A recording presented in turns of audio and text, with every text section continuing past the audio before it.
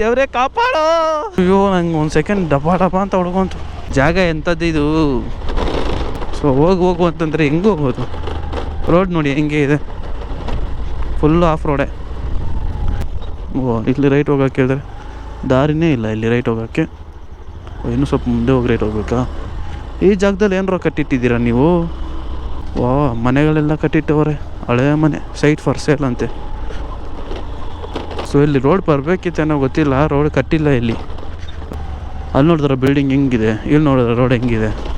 ಪಕ್ಕದಲ್ಲೇ nice road, ಆ nice road ಪಕ್ಕದಲ್ಲೇ ಈ ರೋಡು. ಮಾಡಿ ಕಸ ಜಾಗ ಕರ್ಕೊಂಬಂದುಬಿಟ್ಟೈತೆ ನೋಡ್ರಿ. ಹತ್ರ ಲೊಕೇಶನ್ಗೆ ಹೋದ್ಮೇಲೆ ಕಂಟಿನ್ಯೂ ಮಾಡ್ತೀನಿ.